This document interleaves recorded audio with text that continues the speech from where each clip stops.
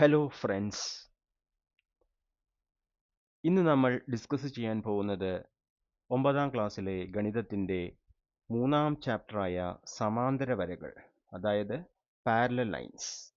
അതിലെ പേജ് 39ലെ ക്വസ്റ്റ്യനാണ്. ഇത് നമ്മൾ ആനിമേഷൻ വെച്ചിട്ടാണ് കാണിക്കാൻ പോകുന്നത്. നമുക്ക് ചോദ്യത്തിലേക്ക് പോവാം. 11 സെന്റിമീറ്റർ ചുറ്റളവുള്ള ഒരു സമഭുജ ത്രികോണം നിർമ്മിക്കുക. Draw an equilateral triangle of perimeter 11 centimeters. Okay, അപ്പോൾ ഒരു ത്രികോണം അതിൻ്റെ 3 വശങ്ങളും കൂട്ടിക്കഴിഞ്ഞാൽ 11 സെന്റിമീറ്റർ കിട്ടണം. സമഭുജ ത്രികോണം. ഓക്കെ, അപ്പോൾ നമുക്കൊരു ഇക്വിലാറ്ററൽ ട്രയാങ്കിൾ ഉണ്ട്. അതിൻ്റെ 3 വശം തുല്യമായിരിക്കും. അതിനെ 3 വശം കൂട്ടിക്കഴിഞ്ഞാൽ 11 കിട്ടണം. അപ്പോൾ 11നെ 3 കൊണ്ട് പൂർണ്ണമായി ഹരിക്കാൻ പറ്റില്ല എന്ന് നമുക്കറിയാം. അതുകൊണ്ട് സ്കെയിൽ ഉപയോഗിച്ച് നേരിട്ട് നമുക്ക് ചെയ്യാൻ പറ്റില്ല. അപ്പോൾ നമ്മൾ എന്ത് ചെയ്യും? സമാന്തര വരകൾ ഉപയോഗിക്കും. അപ്പോൾ സമാന്തര വരകളുടെ ഈ നിഗമനം ഉപയോഗിച്ചാണ് നമ്മൾ ഈ ക്വസ്റ്റ്യൻ സോൾവ് ചെയ്യുന്നത്. ഒരേ അകലത്തിലുള്ള സമാന്തര വരകൾ ഏത് വരയെയും തുല്യ നീളമുള്ള ഭാഗങ്ങളായി മുറിക്കുന്നു. Okay, equidistant parallel lines divide any line into segments of equal length. ഈ നിഗമനം ഉപയോഗിച്ച് നമുക്ക് ഇത് സോൾവ് ചെയ്യാം. ഓക്കെ, അത് ആദ്യം എന്ത് ചെയ്യാം? നിങ്ങൾ ആനിമേഷൻ ശ്രദ്ധിക്കുക. അതിനുശേഷം ഞാൻ എക്സ്പ്ലെയിൻ ചെയ്യാം. ഓക്കെ, അപ്പോൾ ആനിമേഷൻ തുടങ്ങിയാലോ? ഇതാ, ശ്രദ്ധിക്കൂ.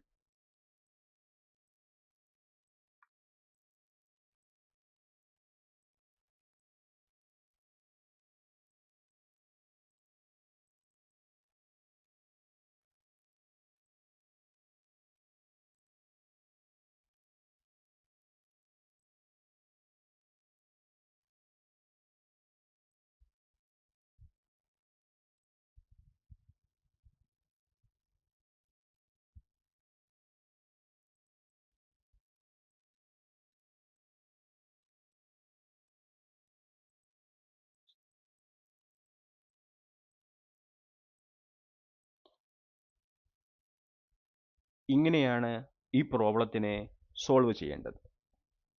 അത് നമുക്ക് സ്റ്റെപ്പ് ബൈ സ്റ്റെപ്പ് ആയിട്ട് നമുക്ക് വിശദീകരിക്കാം. ആദ്യം എ എന്ന ഒരു പോയിന്റ് മാർക്ക് ചെയ്യുന്നു. അവിടെ നിന്നും 11 സെന്റിമീറ്ററിൽ എ ബി എന്ന വര വരയ്ക്കുന്നു. അതിനുശേഷം 3 കൊണ്ട് ഹരിക്കാൻ പറ്റുന്ന, അതായത് പൂർണ്ണമായി ഹരിക്കാൻ പറ്റുന്ന ഒരു സംഖ്യ എടുക്കുന്നു. അപ്പോൾ ഇവിടെ 6 എന്ന് പറയുന്നത് 3 കൊണ്ട് ഡിവിസിബിൾ ആണ്. ഓക്കെ, അപ്പോൾ നമുക്ക് എന്ത് ചെയ്യാം? ഈ ബിയിൽ നിന്നും 6 സെന്റിമീറ്ററിൽ ഒരു വര വരയ്ക്കുന്നു. അപ്പോൾ ബി സി 6 സെന്റിമീറ്റർ ആണ്. അതിനുശേഷം ബി സിയെ 3 തുല്യ ഭാഗങ്ങളാക്കുന്നു. അപ്പോൾ B D 2 centimetre, D E 2 centimetre, E C 2 centimetre. അത് മാർക്ക് ചെയ്യും. ഇനിയാണ് നമ്മൾ സമാന്തര വരകളെ വരയ്ക്കാൻ പോകുന്നത്. അപ്പോൾ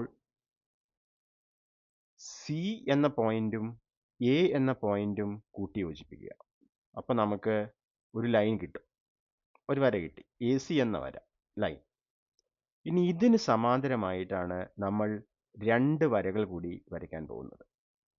ഓക്കെ, അപ്പോൾ എ സിക്ക് സമാന്തരമായി ഈ എഫ് വരയ്ക്കുക. അതിനുശേഷം ഇതിന് സമാന്തരമായി ഡി ജി വരയ്ക്കുക.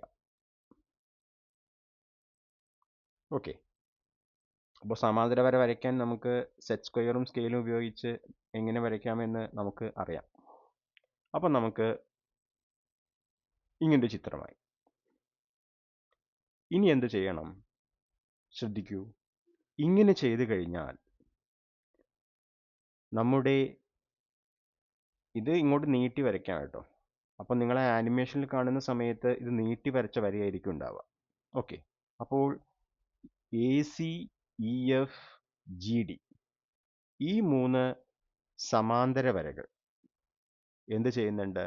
നമ്മുടെ AB എന്ന യഥാർത്ഥ വരയെ, അതായത് 11 സെന്റിമീറ്റർ ഉള്ള വരയെ 3 ഭാഗങ്ങളായി തുല്യ ഭാഗങ്ങളായി വിഭജിക്കുന്നു. ഓക്കെ, AF, FG, GB ഇത് 3ഉം ഈക്വൽ ആയിരിക്കും. അത് 11/3 സെന്റിമീറ്റർ, അതായത് 3/2/3 സെന്റിമീറ്റർ വീതം ആയിരിക്കും. ഇനി ഇതിലെ ഒരു വശം നമ്മൾ എടുക്കുന്നു. FG എന്ന വശം വെച്ച് നമുക്ക് എന്ത് ചെയ്യാം? ഒരു സമഭുജ ത്രികോണം, ഇക്വിലാറ്ററൽ ട്രയാങ്കിൾ ഉണ്ടാക്കാം. അപ്പോൾ നമ്മൾ എന്ത് ചെയ്യാം? കോമ്പസിൽ FG എന്ന അളവ് എടുക്കുന്നു. എന്നിട്ട് എഫിൽ നിന്നും ഒരു ആർക്ക് അല്ലെങ്കിൽ ചാപം വരയ്ക്കുന്നു. ഇവിടെ ചാപത്തിന് പകരം ഞാൻ സർക്കിൾ, വൃത്തമാണ് വരച്ചിരിക്കുന്നത്. അതേപോലെ ജിയിൽ നിന്ന് എന്ത് ചെയ്യാം? നിങ്ങൾ ഒരു ചാപം അല്ലെങ്കിൽ ആർക്കാണ് വരയ്ക്കുന്നതെങ്കിൽ ആദ്യം വരച്ച ആർക്കിനെ കട്ട് ചെയ്യുന്ന രീതിയിൽ വരയ്ക്കുക. ഒന്നുകിൽ ഇവിടെ കട്ട് ചെയ്യാം, അല്ലെങ്കിൽ ഇവിടെ കട്ട് ചെയ്യാം. ഓക്കെ, അപ്പോൾ എവിടെയാണോ ആർക്ക് വരയ്ക്കുന്നത് അവിടെ വെച്ച് കട്ട് ചെയ്യാം. അപ്പോൾ ഇവിടെ നമ്മൾ ഇവിടെ എഫിൽ നിന്ന് വരയ്ക്കുന്ന സമയത്ത് ഇങ്ങനൊരു ആർക്കായിരിക്കും ഉണ്ടാവുക. അപ്പോൾ ജിയിൽ നിന്ന് നമ്മൾ എന്ത് ചെയ്യുക? ഇങ്ങനൊരു ആർക്ക് വരയ്ക്കുക. അപ്പോൾ അത് എച്ചിൽ മുട്ടും. എച്ച് എന്നതാണ് ഈ 2 ചാപങ്ങളും, അതായത് ആർക്കുകളും കൂട്ടിമുട്ടുന്ന point, intersection point of these 2 arcs. അത് എച്ച് എന്ന് മാർക്ക് ചെയ്തു. ഇനി എന്ത് ചെയ്യാം?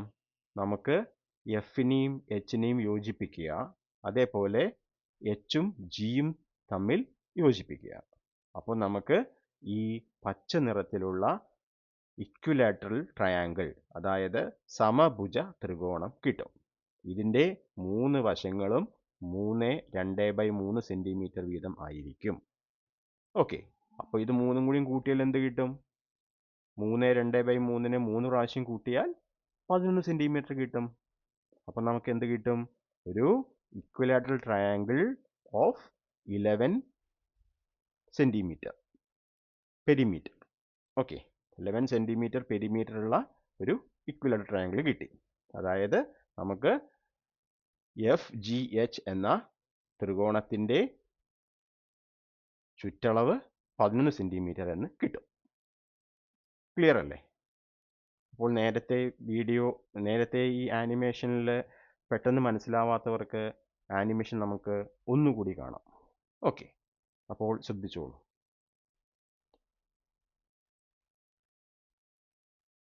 എ മാർക്ക് ചെയ്തു, AB 11 സെന്റിമീറ്ററിൽ വരച്ചു, BC 6 സെന്റിമീറ്ററിൽ വരച്ചു. അതിനെ 3ആയി ഭാഗിക്കുകയാണ്. BD 2 centimetre, DE 2 centimetre, DC 2 centimetre. അതിനുശേഷം നമ്മൾ എന്ത് ചെയ്തു?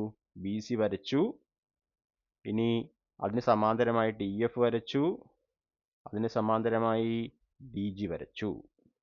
ഇപ്പം നമുക്ക് ഈ AB എന്ന വര 3 തുല്യ ഭാഗങ്ങളായി, 3/2/3 വീതം. എന്നിട്ട് എഫിൽ നിന്നും FG നീളത്തിൽ നമ്മൾ ഒരു വൃത്തം വരച്ചു. ജിയിൽ അതേ നീളത്തിൽ ഒരു വൃത്തം വരച്ചു. ആ 2 വൃത്തങ്ങളും കൂട്ടിമുട്ടുന്ന ബിന്ദു H ആണ്. അത് നമ്മൾ മാർക്ക് ചെയ്തു. എന്നിട്ട് FHഉം HGയും കൂട്ടി യോജിപ്പിച്ചു. അപ്പോൾ നമുക്ക് equilateral triangle of 11 centimetre perimeter, അല്ലെങ്കിൽ സമഭുജ 11 സെന്റിമീറ്റർ ചുറ്റളവുള്ള സമഭുജ ത്രികോണം കിട്ടി.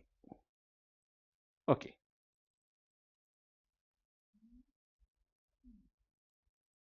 കൂട്ടുകാരെ, നമുക്ക് ഇതിലെ അടുത്ത ചോദ്യം ഒരു സമചതുരം ഉണ്ടാക്കുന്നതാണ് തോന്നുന്നു. അത് നമുക്ക് അടുത്ത വീഡിയോയിൽ ചെയ്യാം. ഈ വീഡിയോ നിങ്ങൾക്ക് ഉപകാരപ്രദമായി എങ്കിൽ നിങ്ങൾ ലൈക്ക് ചെയ്യണം, നിങ്ങളുടെ ഫ്രണ്ട്സിന് ഷെയർ ചെയ്യുക. അതേപോലെ ചാനൽ സബ്സ്ക്രൈബ് ചെയ്ത് സപ്പോർട്ട് ചെയ്യുക. നിങ്ങളുടെ അഭിപ്രായങ്ങളെല്ലാം തന്നെ കമൻറ്റ് ബോക്സിൽ കമൻറ്റ് ചെയ്യുക.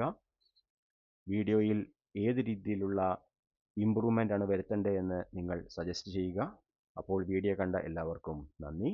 അടുത്ത വീഡിയോ വരുന്നവരെ എല്ലാവർക്കും ബൈ. Thank you.